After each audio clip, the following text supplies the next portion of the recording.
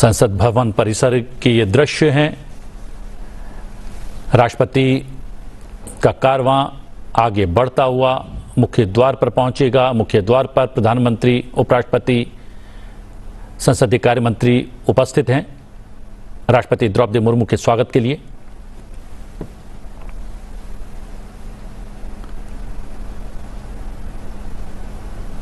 अठारहवीं लोकसभा में पहला अभिभाषण राष्ट्रपति द्रौपदी मुर्मू का अब से कुछ ही क्षणों बाद होने वाला है। राष्ट्रपति द्रौपदी मुर्मू का कारवां संसद भवन परिसर में आगे बढ़ता हुआ और मुख्य द्वार की ओर अग्रसर।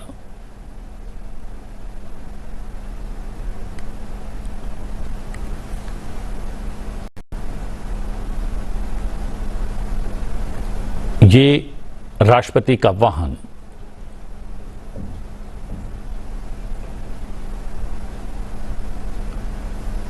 द्वार पर पहुंचता हुआ, जहां पर उपराष्ट्रपति, राष्ट्रपति की अगवानी के लिए वहां पर उपस्थित हैं। प्रधानमंत्री नरेंद्र मोदी वहां पर उपस्थित हैं। संसदीय कार्य मंत्री भी वहां पर मौजूद हैं और ये राष्ट्रपति का वाहन पहुंच गया है संसद भवन के द्वार।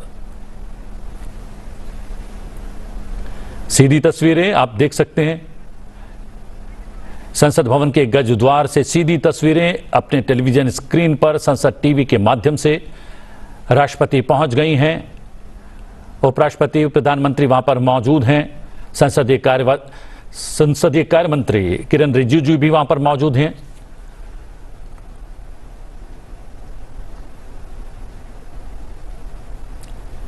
और राष्ट्रपति अपने वाहन से बाहर आए। उपराष्ट्रपति, प्रधानमंत्री, लोकसभा अध्यक्ष ने उनका स्वागत किया। गार्ड ऑफ ऑनर दिया जाता हुआ राष्ट्रपति द्रौपदी मुर्मू को।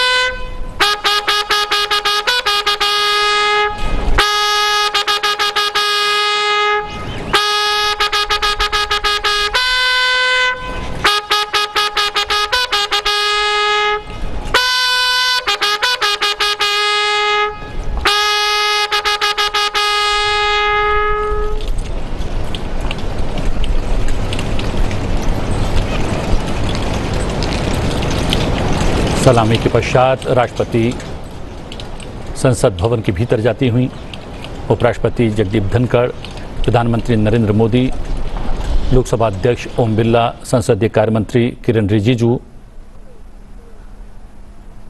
साथ में उपस्थित। और ये ऐतिहासिक सेंगोल, जी हां, पारंपरिक राजदंड सेंगोल की अगुवाई में निचले सदन यानी लोकसभा के कक्ष तक जाएंगी राष्ट्रपति द्रौपदी मुर्मू। ऐतिहासिक क्षण, ऐतिहासिक पल, ऐतिहासिक तस्वीरें सीधे संसद टीवी पर।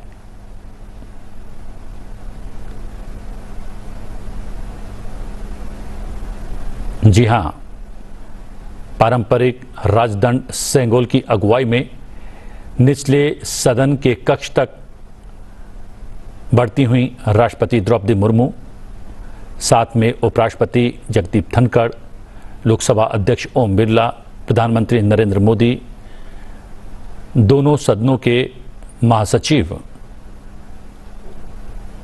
धीरे धीरे कदम लोकसभा की ओर बढ़ते हुए पारंपरिक राजदंड सेंगोल की अगुवाई में निचले सदन के कक्ष तक पहुंचती हुई राष्ट्रपति द्रौपदी मुर्मू। आप देख सकते हैं उपराष्ट्रपति, लोकसभा अध्यक्ष, प्रधानमंत्री, संसदीय कार्य मंत्री किरण रिजिजू। महामहिम राष्ट्रपति जी,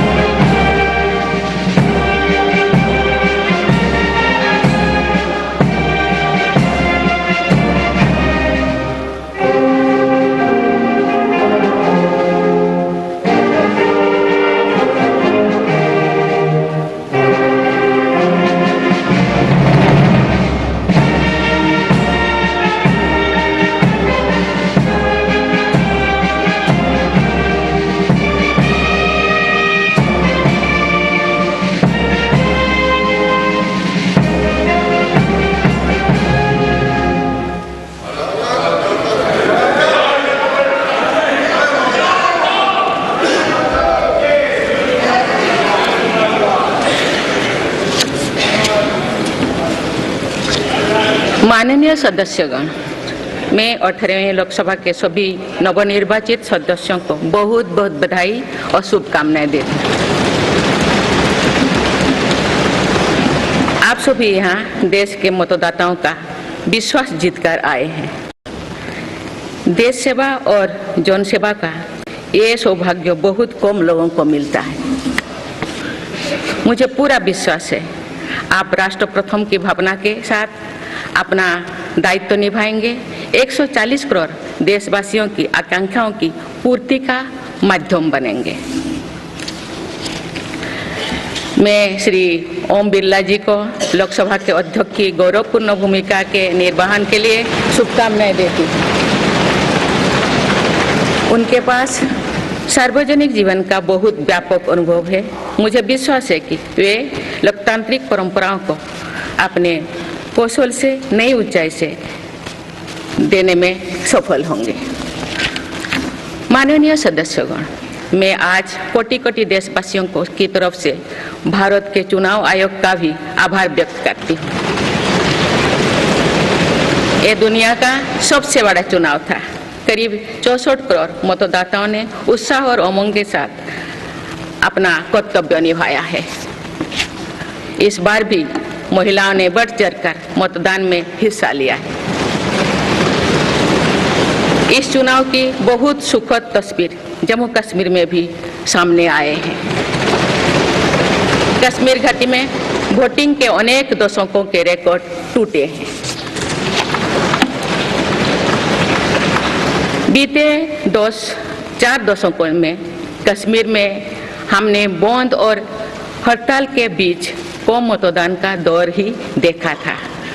भारत के दुश्मन इसको वैश्विक मंचों पर जम्मू कश्मीर की राय के रूप में दुष्प्रचारित करते रहे, लेकिन इस बार कश्मीर घाटी ने देश और दुनिया में ऐसे हार ताकत को करारा जवाब दिया है। पहली बार इस लोकसभा चुनाव में घर पर जाकर भी मतदान कराया गया है। मैं लोकसभा चुनाव से जुड़ी हर कर्मी को सराहना करती हूं और अभिनंदन करती हूं। माननीय सदस्यगण, 2024 के लोकसभा चुनाव की चर्चा आज पूरी दुनिया में हो रही है। दुनिया देख रही है कि भारत के लोगों में लगातार तीसरी बार स्थिर और स्पष्ट बहुमत की सरकार बनाई है।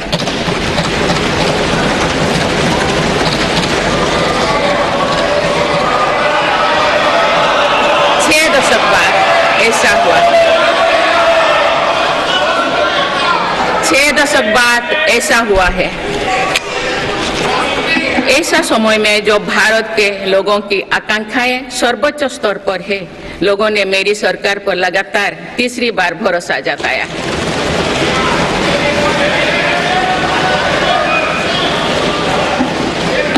भारत के लोगों को ये पूर्ण विश्वास है कि उनकी आकांक्षाएं सिर्फ मेरी सरकार ही पूरा कर सकती है।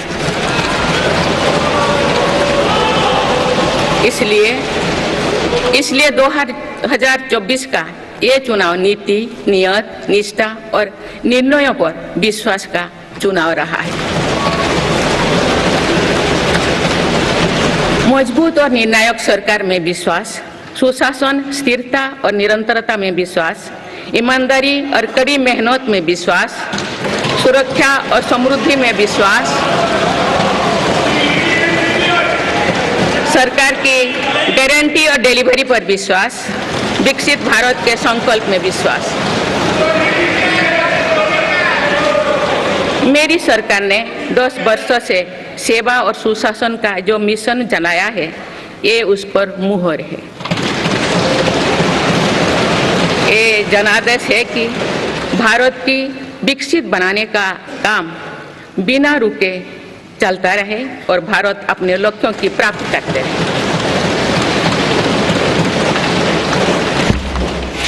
माननीय सदस्यगण, 18वीं लोकसभा कई मायनों में एक ऐतिहासिक लोकसभा है।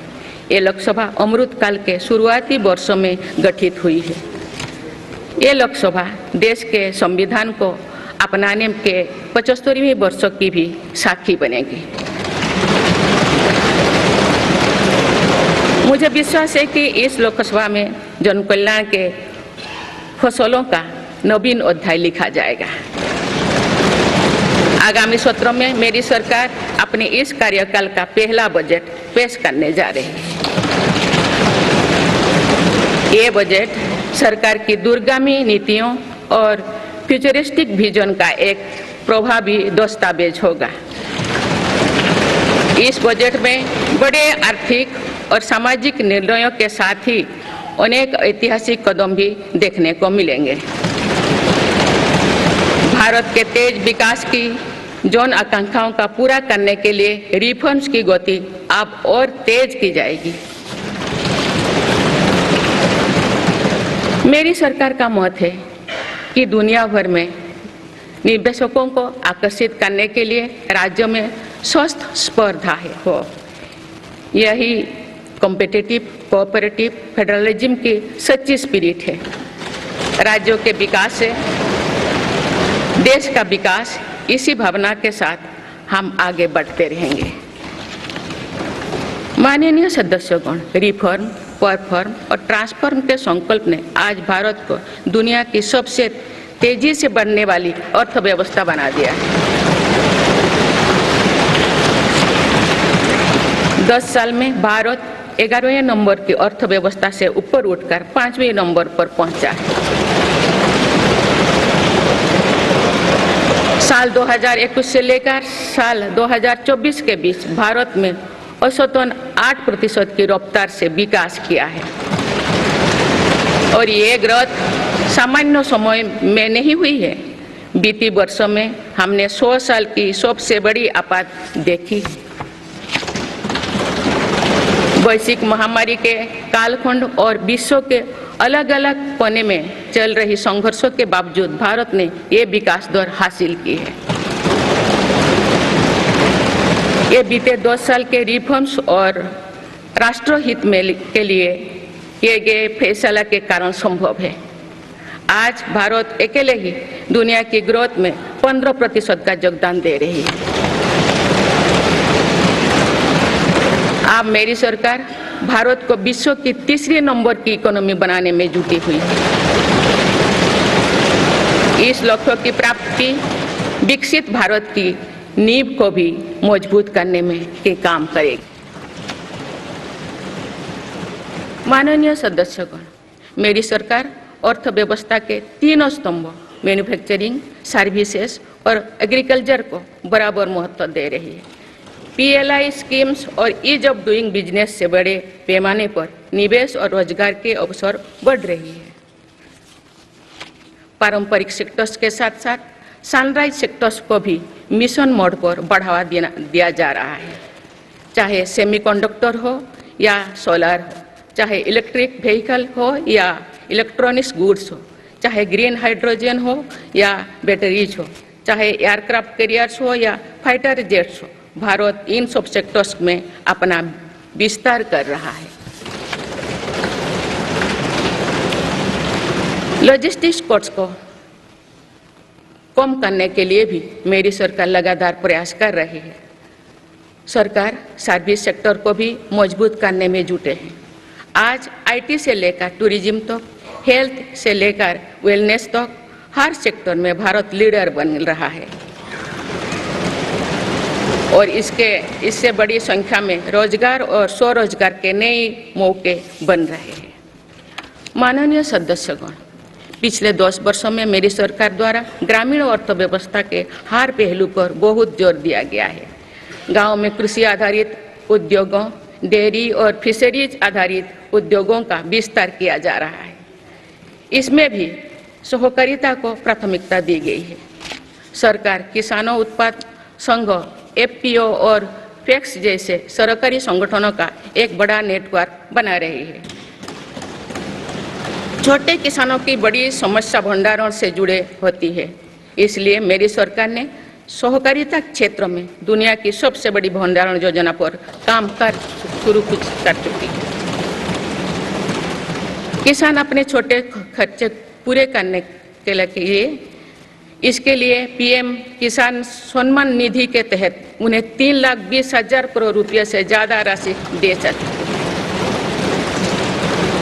मेरी सरकार के नए कार्यकाल के शुरुआत दिनों से ही किसानों को 20,000 करोड़ रुपया से अधिक की राशि ट्रांसफर की जा चुकी है।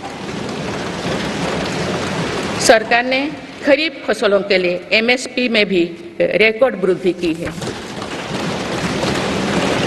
माननीय सदस्यगण, आज का भारत अपनी वर्तमान जरूरतों को ध्यान में रखते हुए अपनी कृषि व्यवस्था में बदलाव कर रहा है।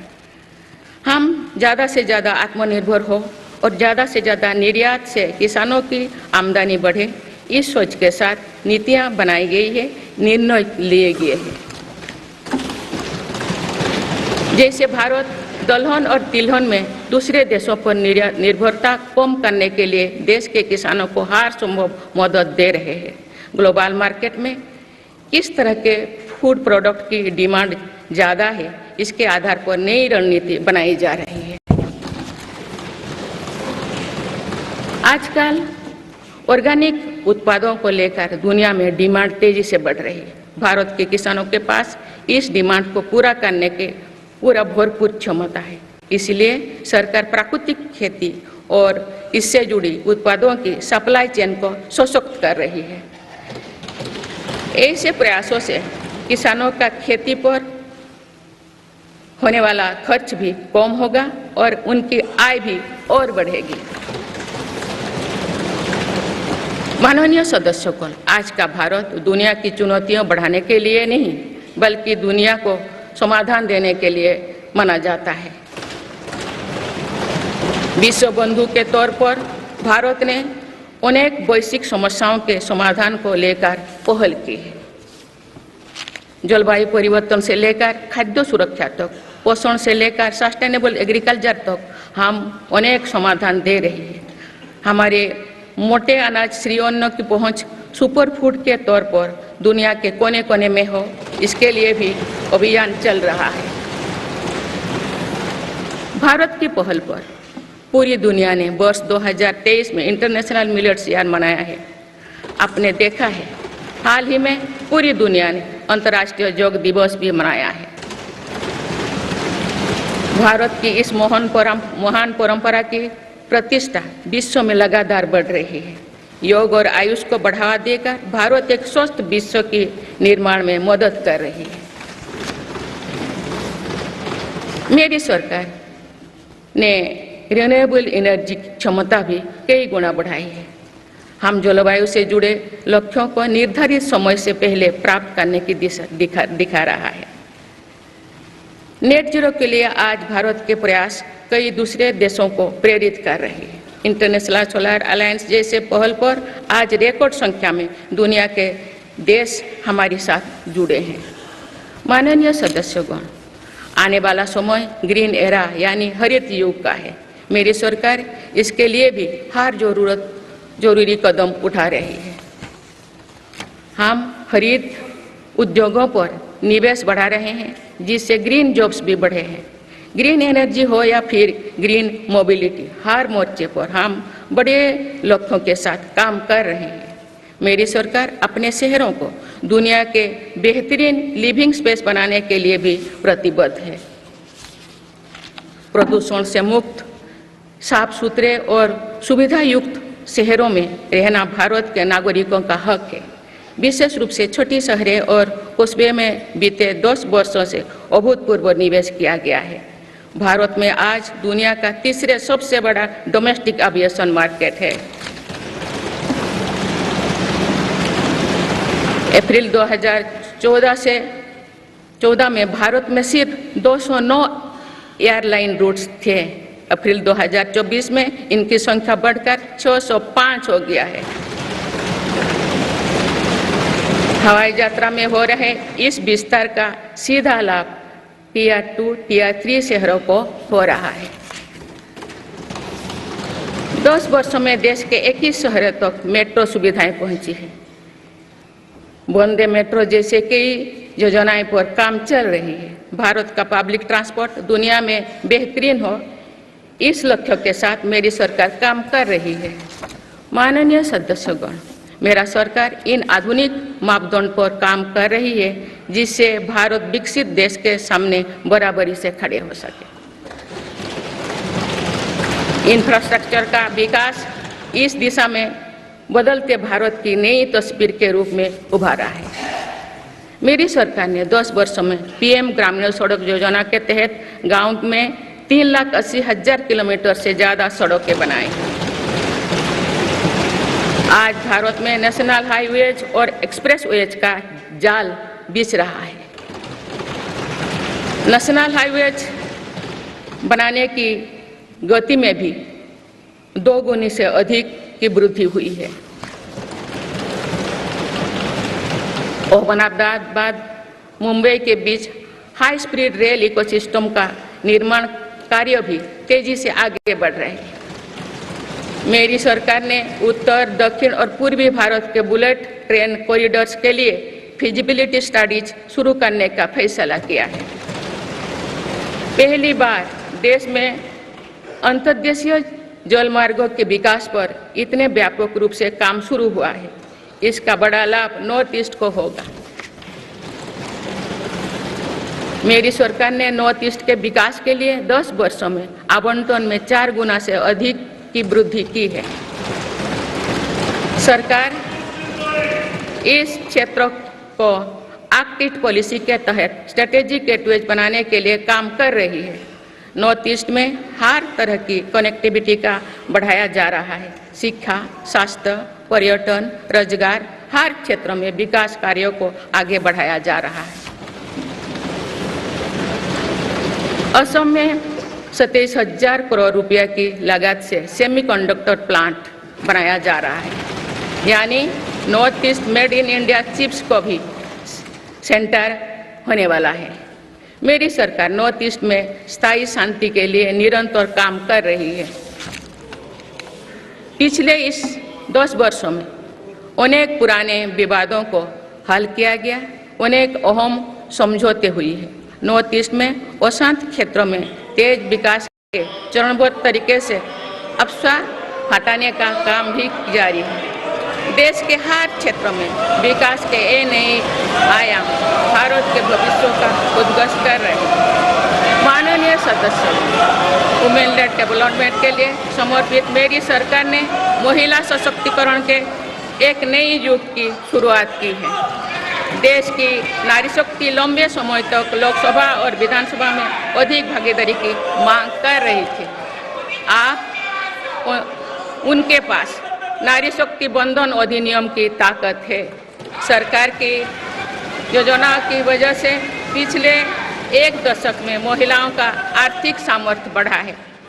आप जानते हैं कि बीते 10 वर्षों में बने 4 करोड़ पीएम आवास में से ज़्यादातर महिलाओं के नाम ही आवंटित हुई है। आप तीसरी कार्यकाल के शुरुआत में ही सरकार ने 3 करोड़ नए घर बनाने की स्वीकृति दे दी है। इनमें से भी अधिकतर घर महिलाओं के नाम पर ही आवंटित होंगे। बीते 10 वर्षों में 10 करोड़ महिलाएं सेल्फ हेल्प ग्रुप्स से जुड़े हैं। मेरी सरकार ने 3 करोड़ महिलाओं को लखपति दीदी बनाने के लिए व्यापक अभियान चलाए हैं। इसके लिए सेल्फ हेल्प ग्रुप्स को आर्थिक मदद भी बढ़ाई जा रही है। सरकार का प्रयास है कि महिलाओं का कौशल बढ़े, कमाई के साधन बढ़े और उनका सम्मान भी बढ़े। नमो ड्रोन दीदी योजना इस लक्ष्य की पूर्ति में सहायक बन रही है। इस योजना के तहत हजारों सेल्फ हेल्प ग्रुप्स की महिलाओं को ड्रोन दिए जा रहे हैं। ड्रोन पायलट बनने की ट्रेनिंग भी दी जा रही है। मेरी सरकार ने हाल ही में कृषि खेती सखी कार्यक्रम भी शुरू किया है। इसके तहत अभी तक सेल्फ हेल्प ग्रुप्स की 30,000 महिलाओं को कृषि सखी के रूप में प्रमाण पत्र दिए गए हैं। कृषि सखियों को आधुनिक खेती की तकनीक में प्रशिक्षण किया जा रहा है ताकि वे कृषि को और आधुनिक बनाने में किसानों की मदद कर सकें।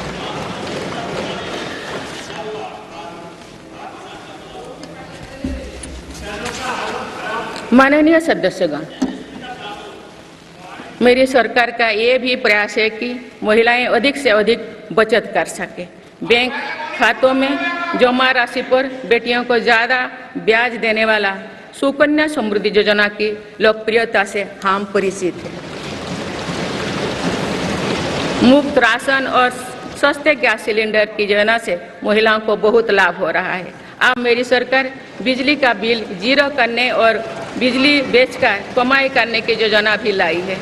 पीएम सूर्यघर मुफ्त बिजली योजना के तहत घर की छत पर सोलर पैनल लगाए जा रहे हैं। इसके लिए मेरी सरकार प्रति परिवार 78,000 रुपया तक की मदद कर रही है।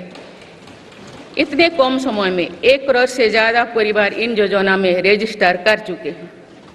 जिन घरों में सोलर पैनल लग चुके हैं, अब वहां बिजली का बिल जीरो हो गया है।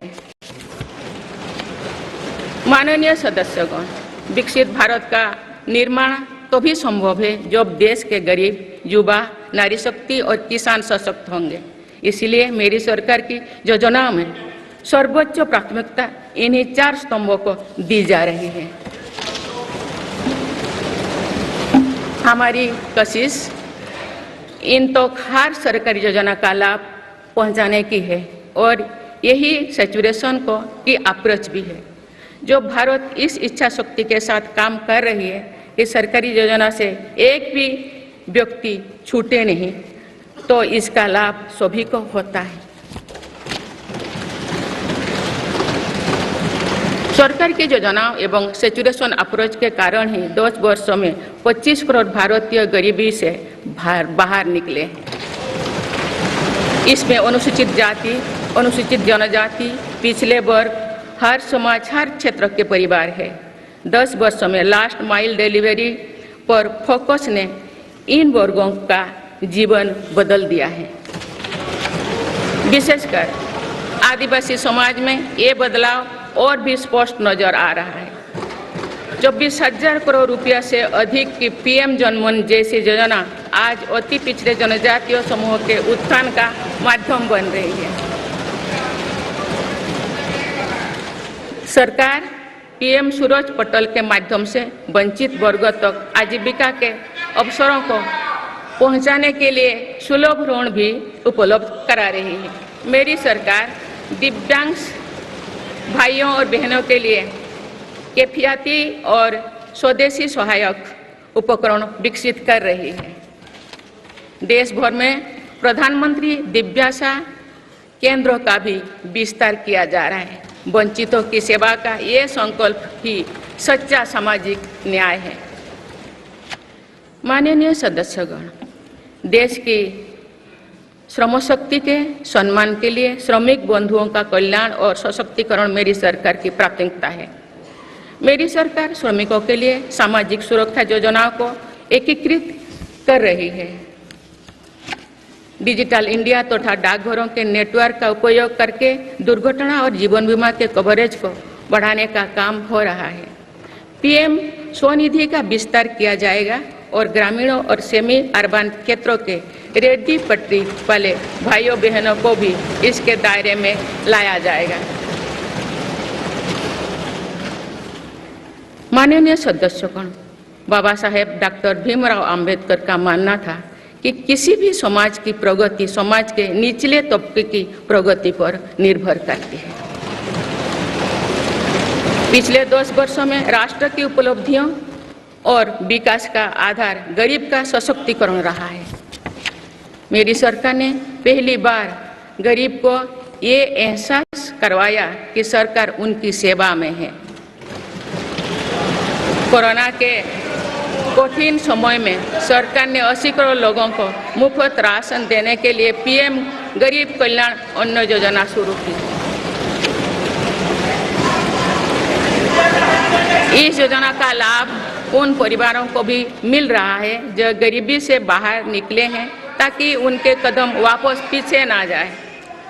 स्वच्छ भारत अभियान में भी गरीब के जीवन की गरिमा से लेकर उसके स्वास्थ्य तक का राष्ट्रीय महत्व का विषय बनाया है। पहली बार देश में करोड़ों गरीबों के लिए शौचालय बनाया गया है। ये प्रयास हमें आश्वस्त करते हैं कि देश आज महात्मा गांधी के आदर्शों का सच्चे अर्थों में अनुसरण कर रहा है। मेरी सरकार 55 करोड़ लाभार्थियों को आयुष्मान भारत योजना के तहत मुफ्त स्वास्थ्य सेवाएं भी उपलब्ध करवाए हैं।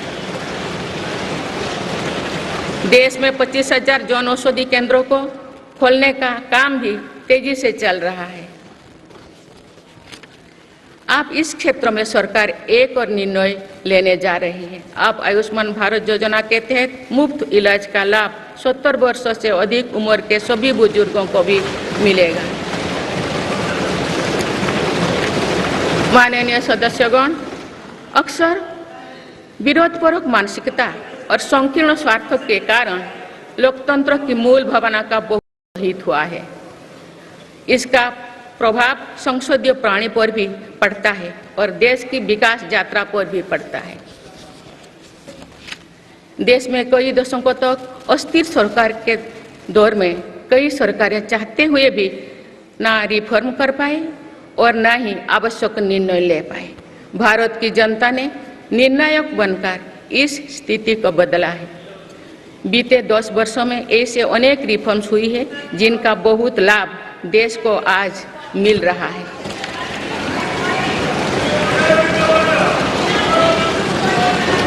जब ये रिफॉर्म्स किए जा रहे थे तो भी इनका विरोध किया गया था। नकारात्मकता फैसले की कोशिश की गई थी, लेकिन ये सारे रिफॉर्म्स समय की कसौटी पर खरे साबित हुए हैं। 2 साल पहले भारत के बैंकिंग सेक्टर को डूबने से बचाने के लिए सरकार ने बैंकिंग रिफॉर्म्स किए, आईबीसी जैसी कानून बनाए। आज इन्हीं रिफॉर्म्स ने भारत के बैंकिंग सेक्टर को दुनिया के सबसे मजबूत बैंकिंग सेक्टर में से एक बना लिया। हमारे सार्वजनिक क्षेत्रों के बैंक आज मजबूत और लाभदायक है। सार्वजनिक क्षेत्रों के बैंकों के लाभ 2023-24 में 1.4 लाख करोड़ रुपये को पार कर गया, जो पिछले वर्षों की तुलना में 35% अधिक है। हमारे बैंकों की मजबूती उन्हें ऋण आधार का विस्तार करने और राष्ट्र के आर्थिक विकास में योगदान करने के लिए सक्षम बनाती है। सरकारी बैंकों का एनपीए भी लगातार कम हो रही है। आज एसबीआई रिकॉर्ड मुनाफे पर है। आज एलआईसी पहले से कहीं अधिक मजबूत है। आज एचएएल भी देश की डिफेंस इंडस्ट्री को ताकत दे रही है। आज जीएसटी भारत की इकोनॉमी को फॉर्मलाइज करने, व्यापार कारोबार को आसान बनाने का माध्यम बना रहे हैं। अप्रैल महीने में पहली बार जीएसटी कलेक्शन ने 2 लाख करोड़ रुपए का स्तर पार कर गया है। इससे राज्यों की आर्थिक ताकत भी बढ़ी है। डिजिटल इंडिया और डिजिटल पेमेंट्स के प्रति भी आज पूरा विश्व आकर्षित हो रही है। माननीय सदस्यगण, एक सशक्त भारत के लिए हमारे सैन्य बलों में आधुनिकता जरूरी है। युद्ध की स्थिति में हम सर्वश्रेष्ठ रहें, इसके लिए सेनाओं में रिफॉर्म्स की प्रक्रिया निरंतर जारी रहनी चाहिए। इसी सोच के साथ मेरी सरकार ने बीते 10 वर्षों में डिफेंस सेक्टर में अनेक रिफॉर्म्स किए हैं। जीडीएस जैसे रिफॉर्म्स ने हमारी सेनाओं को नई मजबूती दी है। मेरी सरकार ने डिफेंस सेक्टर को आत्मनिर्भर बनाने के कई महत्वपूर्ण कदम उठाए हैं। ऑर्डिनेंस फैक्ट्रीज के रिफॉर्म से डिफेंस सेक्टर को बहुत लाभ हुआ है। 40 से अधिक ऑर्डिनेंस फैक्ट्रीज को 7 निगमों में संगठित करने से उनकी क्षमता और दक्षता दोनों बढ़ी है। ऐसे ही रिफॉर्म्स के कारण भारत आज 1 लाख करोड़ रुपये से अधिक की डिफेंस मैन्युफैक्चरिंग कर रहा है। पिछले एक दशक में हमारे डिफेंस एक्सपोर्ट 18 गुना अधिक होकर 21,000 करोड़ रुपया तक पहुंच चुका है। फिलीपींस के साथ ब्रह्मास मिसाइल का रक्षा सौदा डिफेंस एक्सपोर्ट के क्षेत्र में भारत की पहचान मजबूत कर रहा है। सरकार ने युवाओं और उनके स्टार्टअप्स को बढ़ावा देकर आत्मनिर्भर डिफेंस सेक्टर की मजबूत नींव तैयार की है। मेरी सरकार उत्तर प्रदेश और तमिलनाडु में 2 डिफेंस कॉरिडोर्स भी विकसित कर रही है। हम सभी के लिए एक खुशी की बात है कि पिछले वर्ष हमारी सैन्य जरूरतों की लगभग 70% खरीद भारतीय उद्योगों से ही की गई है। हमारी सेनाओं ने 500 से अधिक सैन्य साजो सामान को विदेशों में नहीं मंगाना तय किया है। ये सभी हथियार और उपकरण अब सिर्फ भारतीय कंपनियों से ही खरीद की जाएगी।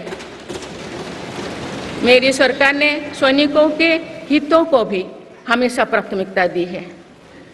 तभी 4 दशक के बाद वन रैंक वन पेंशन को लागू किया गया है।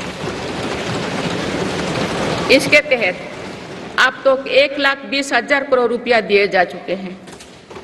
शहीद सैनिकों के सम्मान के लिए सरकार ने कर्तव्य पथ के एक छोर पर नेशनल वॉर मेमोरियल की स्थापना भी की है।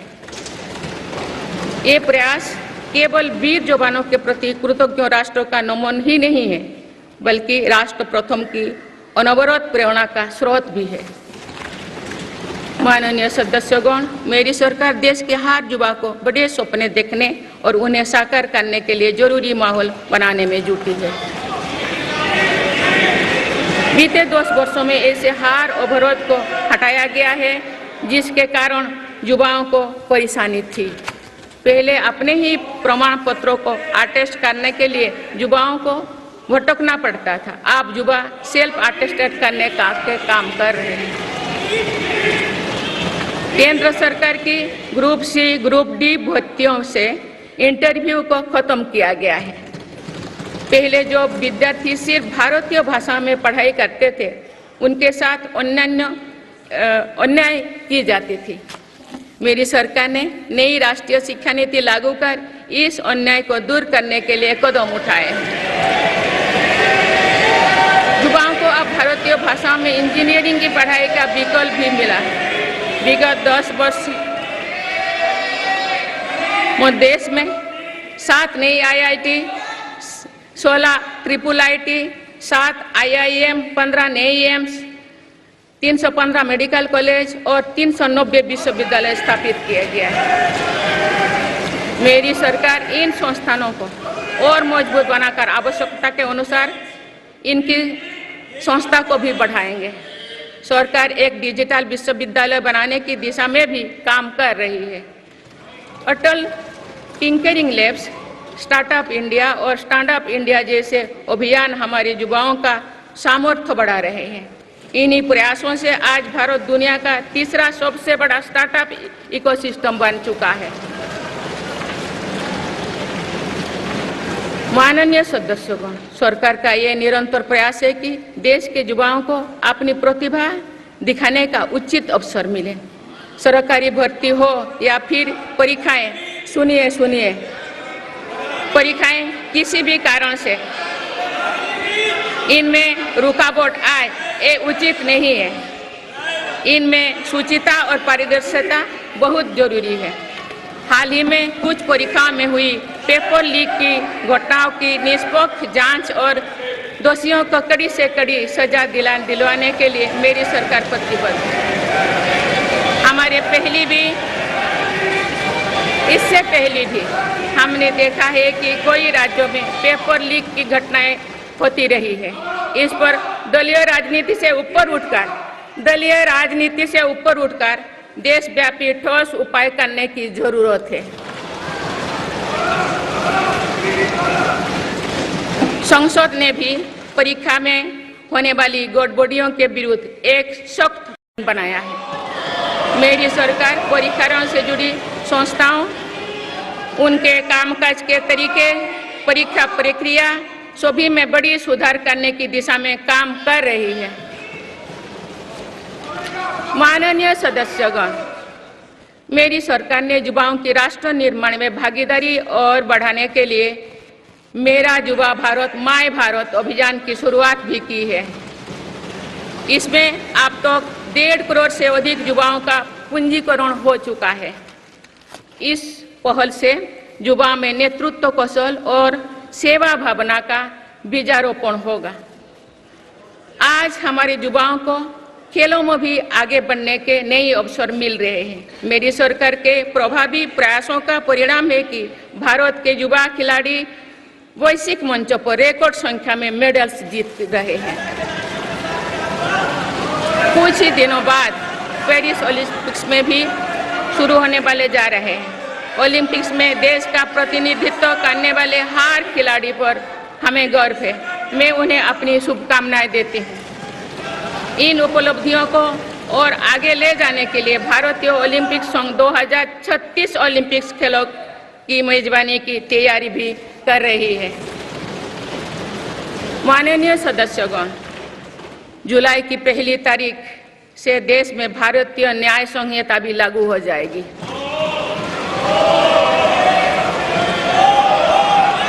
अंग्रेजी राज में गुलामों को दौड़ देने की मानसिकता थी। दुर्भाग्य से आजादी के अनेक दशकों तक गुलामी के दौर की यही दंड व्यवस्था चलती रही। इसे बदलने की चर्चा अनेक दशकों से की जा रही थी, लेकिन ये साहस भी मेरी सरकार ने ही करके दिखाए हैं। अब दंड के जगह न्याय को प्राथमिकता होगी, जो हमारे संविधान की भी भावना है। इन नई कानूनों से न्याय प्रक्रिया में तेजी आएगी। आज जो विदेश अलग अलग क्षेत्रों में गुलामी की मानसिकता से मुक्त पा रहे हैं, तो ये उस दिशा में बहुत बड़ा कदम है और ये हमारे स्वतंत्रता सेनानियों की सच्ची श्रद्धांजलि भी है। मेरा सरकार ने सीएए कानून के तहत शरणार्थियों को नागरिकता देना शुरू कर दिया है। इससे बंटवारे से पीड़ित अनेक परिवारों के लिए सम्मान का जीवन जीना तय हुआ है।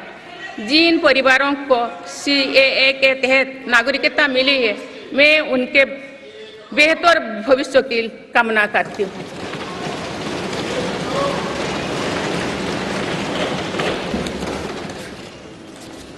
माननीय सदस्यगण, मेरी सरकार भविष्य निर्माण के प्रयासों के साथ ही भारतीय संस्कृति के वैभव और विरासत को फिर से स्थापित कर रही है। हाल में नालंदा यूनिवर्सिटी के भव्य कैंपस के रूप में इसमें एक नया अध्याय जुड़ा है। नालंदा सिर्फ एक यूनिवर्सिटी मात्र नहीं थी, बल्कि ये वैश्विक ज्ञान केंद्र के रूप में भारतीय गौरवशाली अतीत का प्रमाण थी। मुझे विश्वास है कि नई नालंदा यूनिवर्सिटी भारत को ग्लोबल नॉलेज हब बनाने में सहायक सिद्ध होगी। मेरी सरकार का ये प्रयास है कि भावी पीढ़ियों को हजारों वर्षों की हमारी विरासत प्रेरणा देती है। इसलिए पूरे देश में तीर्थस्थलों को आस्था और आध्यात्म के केंद्र को सजाया संवारा जा रहा है। माननीय सदस्यगण, मेरी सरकार विकास के साथ ही विरासत पर भी उतना ही गर्व करते हुए काम कर रही है। विरासत पर गर्व का ये संकल्प आज अनुसूचित जाति, अनुसूचित जनजाति, वंचित वर्ग और सर्व समाज के गौरव का प्रतीक बन रहा है। मेरी सरकार ने भगवान बिरसा मुंडा के जन्म दिवस को जनजातीय गौरव दिवस के रूप में मनाने की शुरुआत की है। अब अगले वर्ष भगवान बिरसा मुंडा की 150वीं जयंती के पूरे देश में धूमधाम से मनाया जाएगा। देश रानी दुर्गावती की 500वीं जयंती को भी व्यापक स्तर पर मना रहा है। पिछले महीने ही देश ने रानी अहिल्याबाई होलकर की 300वीं जयंती का साल भर चलने वाला महोत्सव भी शुरू किया गया। इससे पहले सरकार गुरु नानक देव जी का 550वां और गुरु गोविंद सिंह जी का 350वां प्रकाश पर्व भी धूमधाम से मना चुके हैं। एक भारत श्रेष्ठ भारत के भाव से काशी तमिल संगमम, सौराष्ट्र तमिल संगमम जैसी उत्सवों की परिपाटी भी मेरी ही सरकार ने शुरू की है। इन आयोजनों से हमारी नई पीढ़ियों को राष्ट्र निर्माण की प्रेरणा मिलती है और राष्ट्र पर गौरव का भाव और मजबूत होता है। माननीय सदस्यगण, हमारी सफलताएं हमारी साझी धरोहर है, इसीलिए उन्हें अपनाने में संकोच नहीं, स्वाभिमान होना चाहिए। आज अनेक सेक्टर्स में भारत बहुत अच्छा प्रदर्शन कर रहा है। ये उपलब्धियां हमें हमारी प्रगति और सफलताओं पर गर्व करने की अपार अवसर देती है। जो भारत डिजिटल पेमेंट्स के मामले में दुनिया में अच्छा प्रदर्शन करता है तो हमें गौरव होना चाहिए। जो भारत के वैज्ञानिक चंद्रयान को चंद्रमा के दक्षिणी ध्रुव पर सफलता से उतारते हैं तो हमें गौरव होना चाहिए। जो भारत दुनिया की सबसे तेज बढ़ती इकोनॉमी बनता है तो हमें गौरव होना चाहिए। जो भारत इतना बड़ा चुनाव अभियान बिना बड़ी हिंसा और अराजकता से पूरा कराए तो भी हमें गौरव होना चाहिए। आज पूरा विश्व हमें मदर ऑफ डेमोक्रेसी के रूप में सम्मान देता है। भारत के लोगों ने हमेशा लोकतंत्र के प्रति अपना पूर्ण विश्वास प्रकट किया है। चुनाव से जुड़ी संस्थाओं पर पूरा भरोसा जताया है। स्वस्थ लोकतंत्र को बनाए रखने के लिए हमें इस विश्वास को सहेज कर रखना है, इसकी रक्षा भी करना है। हमें याद रखना होगा, लोकतांत्रिक संस्थाओं और चुनावी प्रक्रिया पर लोगों के विश्वास को चोट पहुंचाना उसी डाल को काटना जैसे जिस पर हम सब बैठे हैं। हमारे लोकतंत्रों की विश्वसनीयता को ठेस पहुंचाने की हर कोशिश की सामूहिक आलोचना होना चाहिए। हम सभी को वो दौर याद है जो बैलेट पेपर छीन लिया जाता था, लूट लिया जाता था। मतदान प्रक्रिया को सुरक्षित बनाने के लिए ईवीएम को अपनाने का फैसला किया गया था। पिछले कई दशकों में ईवीएम में सुप्रीम कोर्ट से लेकर जनता की अदालत तो हर कसौटी को पार किया है। माननीय सदस्यगण, मैं आप सभी सदस्यों से अपनी कुछ और चिंताएं भी साझा करना चाहती हूँ। मैं चाहूंगी कि आप सभी इन विषयों पर चिंतन मनन करके इन विषयों पर ठोस और सकारात्मक परिणाम देश को दें। आज की संचार क्रांति के युग है में विघटनकारी ताकतें लोकतंत्र को कमजोर करने और समाज में दरार डालने की साजिश रच रहे हैं। ये ताकतें देश के भीतर भी है और देश के बाहर भी संचालित हो रहे हैं। इसके द्वारा अफवाह फैलाने का, जनता को भ्रम में डालने का, मिस इन्फॉर्मेशन का सहारा लिया जा रहा है। इस स्थिति को ऐसे ही बेरोक-टोक नहीं चलने दिया जा सकता है। आज के समय में टेक्नोलॉजी हर दिन और उन्नत हो रही है। ऐसे में मानवता के विरुद्ध इनका गलत उपयोग बहुत घातक है। भारत ने विश्व मंच पर भी इन चिंताओं को प्रकट किया है और एक ग्लोबल फ्रेमवर्क की वकालत की है। हम सभी का दायित्व है कि इन प्रवृत्ति को रोके, इस चुनौती से निपटने के लिए नए रास्ते खोजें। माननीय सदस्यगण, 21वीं सदी के इस तीसरे दशक में आज ग्लोबल ऑर्डर एक नया शक्ल ले रहा है। मेरी सरकार के प्रयासों से आज भारत विश्व बंधु के रूप में दुनिया को नया भरोसा दे रही है। मानव केंद्रित अप्रोच रखने की वजह से भारत आज किसी भी संकट के समय फास्ट रेस्पॉन्डर और ग्लोबल साउथ की बुलंद आवाज बना है। कोरोना का महासंकट हो, भूकंप जैसी कोई त्रासदी हो या फिर युद्धों की स्थितियां, भारत मानवता को बचाने में आगे रहा है। भारत को देखने का विश्व का नजरिया कैसे बदला है, ये इटाली में हुई G7 समिट में भी हम सभी ने अनुभव किया है। भारत ने अपनी G20 अध्यक्षता के दौरान भी विश्व को अनेक मुद्दों पर एकजुट किया है। भारत की अध्यक्षता के दौरान ही अफ्रीकन यूनियन को G20 का स्थायी सदस्य बनाया गया है। इससे अफ्रीका महाद्वीप के साथ साथ पूरे ग्लोबल साउथ का भरोसा मजबूत हुआ है। नेबरहुड फर्स्ट पॉलिसी में चलते हुए भारत ने पड़ोसी देशों के साथ अपने रिश्तों को मजबूत किया है। 7 पड़ोसी देशों के नेताओं का 9 जून को केंद्रीय मंत्रिपरिषद के शपथ ग्रहण समारोह में भाग लेना मेरी सरकार की इस प्राथमिकता दर्शाते हैं। भारत सबका साथ सबका विकास की भावना के साथ इंडो पैसिफिक क्षेत्रों के देश के साथ भी सहयोग बढ़ा रही है। पूर्वी एशिया हो या फिर मिडिल ईस्ट और यूरोप, मेरी सरकार कनेक्टिविटी पर बहुल बल दे रही है। भारत के विजन ने ही India Middle East Europe economic corridor को आकार देना शुरू किया है। ये कॉरिडोर 21वीं सदी के सबसे बड़ी गेम चेंजर में एक सिद्ध होगा।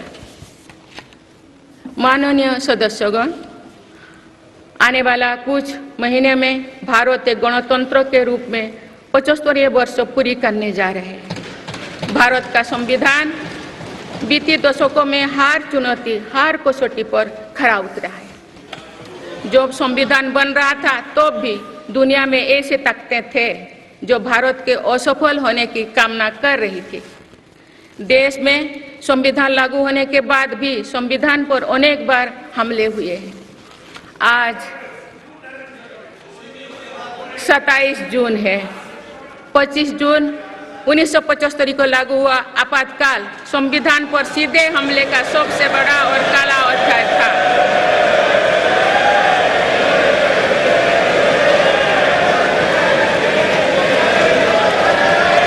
तो पूरे देश में हाहाकार मच गया था, लेकिन ऐसी असंवैधानिक ताकतों पर देश ने विजय प्राप्त करके दिखाया, क्योंकि भारत के मूल में गणतंत्र की परंपराएं रही है। मेरी सरकार भी भारत के संविधान को सिर्फ राजकाज का माध्यम भर नहीं मानती, बल्कि हमारा संविधान जन चेतना का हिस्सा हो, इसके लिए हम प्रयास कर रहे हैं। इसी ध्येय के साथ मेरी सरकार ने 26 नवंबर को संविधान दिवस के रूप में मानना शुरू किया है। आप भारत के उस भूभाग हमारे जम्मू कश्मीर में भी संविधान पूरी तरह लागू हो गया है, जहां आर्टिकल 370 की वजह से स्थितियां कुछ और थी। माननीय सदस्यगण, राष्ट्र की उपलब्धियों के निर्धारण इस बात से होता है कि हम अपने दायित्वों का निर्वहन कितनी निष्ठा से कर रहे हैं। 18 लोकसभा में कई नए सदस्य पहली बार संसदीय प्रणाली का हिस्सा बने हैं। पुराने सदस्य भी नए उत्साह के साथ आए हैं। आप सभी जानते हैं कि आज का समय हर प्रकार से भारत के लिए बहुत अनुकूल है। आने वाले वर्षों में भारत की सरकार और संसद का क्या निर्णय लेती है, क्या नीतियां बनाती है, इस पर पूरा विश्व की नजर है। इस अनुकूल समय का अधिक से अधिक लाभ देश को मिले, ये दायित्व सरकार के साथ साथ संसद के हर सदस्यों का भी होना चाहिए। पिछले 10 वर्षों में जो रिफॉर्म्स हुई है, जो नया आत्मविश्वास देश में आया है, इससे हम विकसित भारत बनाने के लिए नई गति प्राप्त कर चुके हैं। हम सभी को ये हमेशा ध्यान रखना है कि विकसित भारत का निर्माण देश के हर नागरिक की आकांक्षा है, संकल्प भी है। इस संकल्प की सिद्धि में अवरोध पैदा ना हो, ये हम सभी का दायित्व है भी, कर्तव्य भी है।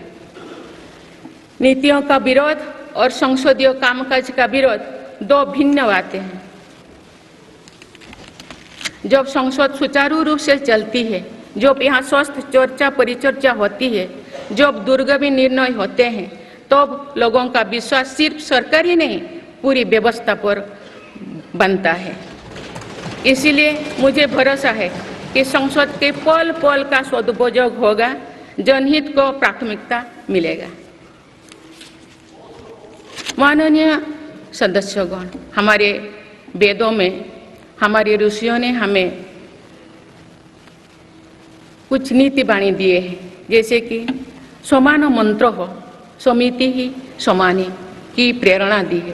अर्थात हम एक समान विचार और लक्ष्य लेकर एक साथ काम करें, यही इस संसद की मूल भावना है। इसलिए जब भारत तीसरी नंबर की इकोनॉमी बनेगा, तो देश की इस सफलता में आपकी भी सहभागिता होगी। हम जो 2027 में आज़ादी की शताब्दी का उत्सव विकसित भारत के रूप में मनाएंगे तो इस पीढ़ी को भी श्रेय मिलेगा। आज हमारे युवाओं में जो सामर्थ्य है, आज हमारे संकल्प में जो निष्ठा है, हमारी जो असंभव सी लगने वाली उपलब्धियां है, ये इस बात का प्रमाण है कि आने वाला दौर भारत का दौर है।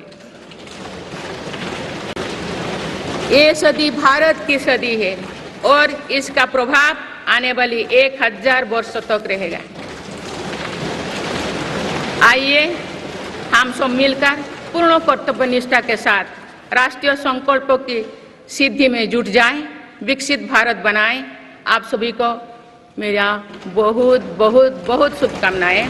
धन्यवाद। जय हिंद, जय भारत।